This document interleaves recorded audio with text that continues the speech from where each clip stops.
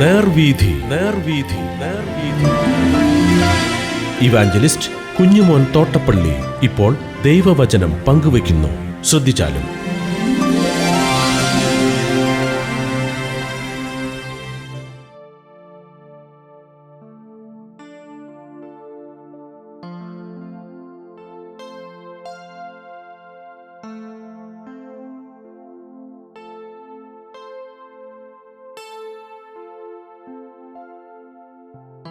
യെശയ്യാപ്രവചനം 59 അധ്യായം ഞാൻ വായിക്കുന്നത് ശ്രദ്ധിച്ചാലും. രക്ഷിപ്പാൻ കഴിയാതെ വണ്ണം യഹോവയുടെ കൈ കുറുകിയിട്ടില്ല, കേൾപ്പാൻ കഴിയാതെ വണ്ണം അവന്റെ ചെവി മന്ദമായിട്ടുമില്ല. നിങ്ങളുടെ അകൃത്യങ്ങളത്രേ നിങ്ങളെയും നിങ്ങളുടെ ദൈവത്തെയും തമ്മിൽ ഭിന്നിപ്പിച്ചിരിക്കുന്നത്. നിങ്ങളുടെ പാപങ്ങളത്രേ അവൻ കേൾക്കാതെ വണ്ണം അവന്റെ മുഖത്തെ നിങ്ങൾക്ക് മറക്കുമാറാക്കിയത്. നിങ്ങളുടെ കൈകൾ രക്തം കൊണ്ട് നിറഞ്ഞിരിക്കുന്നു, നിങ്ങളുടെ വിരലുകൾ അകൃത്യം കൊണ്ടും മലിനമായിരിക്കുന്നു. നിങ്ങളുടെ അധരങ്ങൾ ഭോഷ്ക് സംസാരിക്കുന്നു, നിങ്ങളുടെ നാവ് നീതികേട് ജപിക്കുന്നു. ഒരുത്തനും നീതിയോടെ വ്യവഹരിക്കുന്നില്ല, ഒരുത്തനും സത്യത്തോടെ പ്രതിപാദിക്കുന്നില്ല. അവർ വ്യാജത്തിൽ ആശ്രയിച്ച് ഭോഷ്ക് സംസാരിക്കുന്നു. അവർ കഷ്ടത്തെ ഗർഭം ധരിച്ച് നീതികേടിന് പ്രസവിക്കുന്നു. അവർ അണലിമുട്ട പൊരുന്നുകയും ചെലന്തി വല നെയ്യുകയും ചെയ്യുന്നു. ആ മുട്ട തിന്നുന്നവൻ മരിക്കും, പൊട്ടിച്ചാൽ അണലി പുറത്തു വരുന്നു. അവർ നെയ്തത് വസ്ത്രത്തിന് കൊള്ളുകയില്ല, അവരുടെ പണി അവർക്ക് പുതപ്പാകയില്ല. അവരുടെ പ്രവൃത്തികൾ നീതികെട്ട പ്രവൃത്തികൾ, സാഹസകർമ്മങ്ങൾ നീതികെട്ട പ്രവൃത്തികൾ. സാഹസകർമ്മങ്ങൾ അവരുടെ കൈക്കലുണ്ട്, അവരുടെ കാൽ ദോഷത്തിനായിട്ട് ഓടുന്നു. കുറ്റമില്ലാത്ത രക്തം ചിന്നുവാൻ അവർ ബന്ധപ്പെടുന്നു. അവരുടെ നിരൂപണങ്ങൾ അന്യായ നിരൂപണങ്ങളാകുന്നു. ശൂന്യവും നാശവും അവരുടെ പാതകളിലുണ്ട്. സമാധാനത്തിന്റെ വഴി അവർ അറിയുന്നില്ല, അവരുടെ നടപ്പിൽ ന്യായവുമില്ല. അവർ തങ്ങൾക്കായി വളഞ്ഞ പാതകളെ ഉണ്ടാക്കിയിരിക്കുന്നു, അവയിൽ നടക്കുന്ന ഒരുത്തനും സമാധാനം അറിയയില്ല.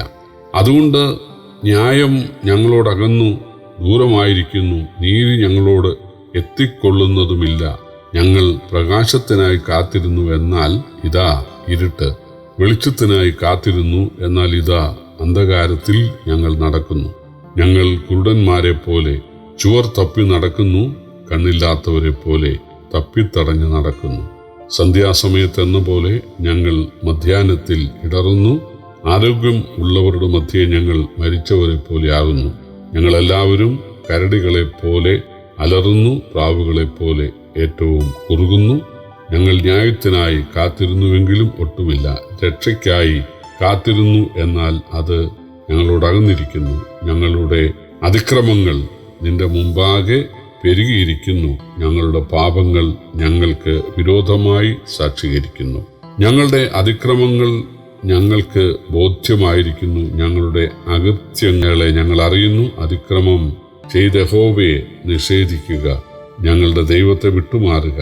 പീഡനവും മത്സരവും സംസാരിക്കുക, വ്യാജ വാക്കുകളെ ഗർഭം ധരിച്ച് ഹൃദയത്തിൽ നിന്ന് ഉച്ചരിക്കുക എന്നിവ തന്നെ. അങ്ങനെ ന്യായം പിന്മാറി നീതി അകന്നു നിൽക്കുന്നു. സത്യം വീതിയിൽ ഇടറുന്നു, നേരിന് കടപ്പാൻ കഴിയുന്നതുമില്ല. സത്യം കാണാതെയായി ദോഷം വിട്ടകലുന്നവൻ കവർച്ചയായി ഭവിക്കുന്നു. യഹോവ അത് കണ്ടിട്ട് ന്യായം ഇല്ലായ്ക നിമിത്തം അവന് അനിഷ്ടം തോന്നുന്നു. ആരും ഇല്ലെന്ന് അവൻ കണ്ട് പക്ഷപാതം ചെയ്യുവാൻ ആരുമില്ലായ്കയാൽ ആശ്ചര്യപ്പെട്ടു. അതുകൊണ്ട് എൻ്റെ ഭുജം തന്നെ അവന് രക്ഷപ്പെടുത്തി, അവന്റെ നീതി അവനെ താങ്ങി. അവൻ നീതി ഒരു കവചം പോലെ ധരിച്ചു, രക്ഷയെന്ന തലക്കൂരിക തലയിലിട്ടു. അവൻ പ്രതികാര വസ്ത്രങ്ങളെ ഉടുത്തു, തീഷ്ണത ഒരു മേലങ്കി പോലെ പുതച്ചു. അവരുടെ ക്രിയകൾക്ക് തക്കവണ്ണം അവൻ പകരം ചെയ്യും. തൻ്റെ വൈരികൾക്ക് ക്രോധവും തൻ്റെ ശത്രുക്കൾക്ക് പ്രതികാരവും തന്നെ. ദ്വീപുവാസികളോട് അവൻ പ്രതികാരം ചെയ്യും. അങ്ങനെ അവൻ പടിഞ്ഞാറ് യഹോവയുടെ നാമത്തെയും കിഴക്ക് അവന്റെ മഹത്വത്തെയും ഭയപ്പെടും. കെട്ടി നിന്നതും യഹോവയുടെ ശ്വാസം തള്ളിപ്പായിക്കുന്നതുമായ ഒരു നദി പോലെ അവൻ വരും. യെശയ്യാപ്രവചനം 59 അധ്യായം പ്രസിദ്ധങ്ങളായ പല വാക്യങ്ങളുമുള്ള ഒരു അധ്യായമാണ്. 1-2 വാക്യങ്ങൾ വളരെ പ്രസിദ്ധമാണ്. രക്ഷിപ്പാൻ കഴിയാതെ വണ്ണം യഹോവയുടെ കൈ കുറുകിയിട്ടില്ല, കേൾപ്പാൻ കഴിയാതെ വണ്ണം അവന്റെ ചെവി മന്ദമായിട്ടുമില്ല. നിങ്ങളുടെ അകൃത്യങ്ങൾ അത്രേ നിങ്ങളെയും നിങ്ങളുടെ ദൈവത്തെയും തമ്മിൽ ഭിന്നിപ്പിച്ചിരിക്കുന്ന നിങ്ങളുടെ പാപങ്ങൾ അത്രേ അവൻ കേൾക്കാതെ വണ്ണം അവൻ്റെ മുഖത്തെ നിങ്ങൾക്ക് മറയ്ക്കുമാറാക്കിയത്. 11-ാം വാക്യം, അതിക്രമം ചെയ്ത് യഹോവയെ നിഷേധിക്കുക, ഞങ്ങളുടെ ദൈവത്തെ വിട്ടുമാറുക, പീഡനവും മത്സരവും സംസാരിക്കുക, വ്യാജവാക്കുകളെ ഗർഭം ധരിച്ച് ഹൃദയത്തിൽ നിന്ന് ഉച്ചരിക്കുക എന്നിവ തന്നെയാണ് ഞങ്ങൾ ചെയ്യുന്നത്. 20-21 വാക്യങ്ങൾ, എന്നാൽ സിയോനും യാക്കോബിൽ അതിക്രമം വിട്ടു തിരിയുന്നവർക്കും അവൻ വീണ്ടെടുപ്പുകാരനായി വരും എന്ന് യഹോവയുടെ അരുളപ്പാട്. ഞാൻ അവരോട് ചെയ്തിരിക്കുന്ന നിയമമോ ഇതാകുന്നു എന്ന് യഹോവ അരുളി ചെയ്യുന്നു.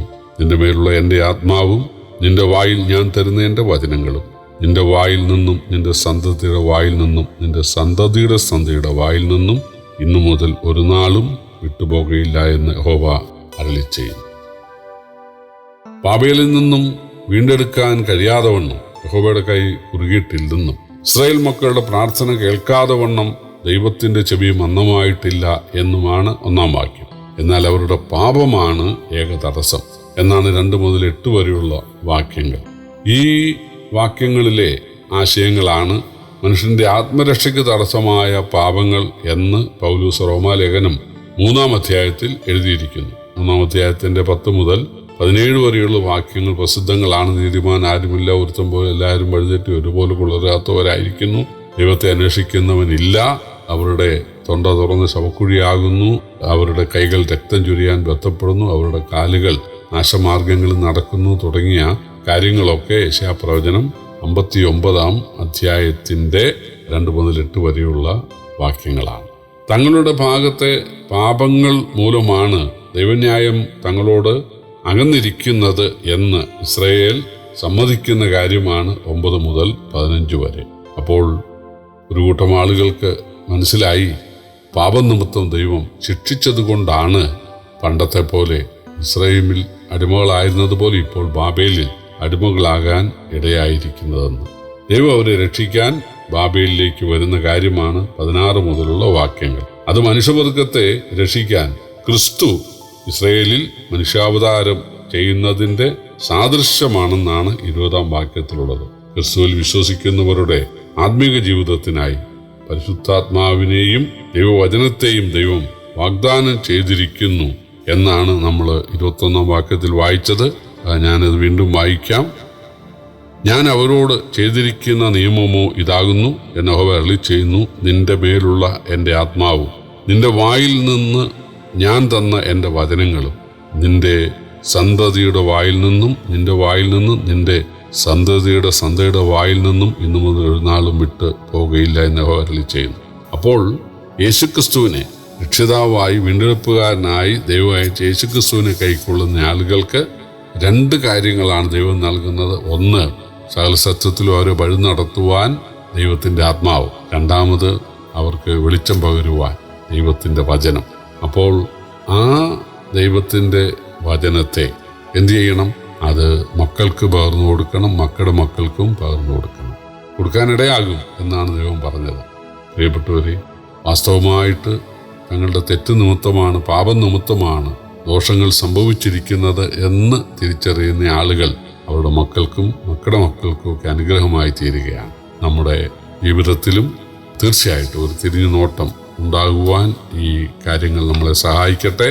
ഇസ്രായേലിന് ഒരു മാനസാന്തരമുണ്ടായി, അതുകൊണ്ട് അവർ അനുഗ്രഹീതരായി, അവരുടെ തലമുറകളും അനുഗ്രഹിക്കപ്പെട്ടു. നമുക്കും കർത്താവിലേക്ക് മടങ്ങി വരാം. കർത്താവ് നമ്മെ സഹായിക്കട്ടെ. കർത്താവിൻ്റെ വലിയ നാമം വാഴ്ത്തപ്പെടുമാറാകട്ടെ.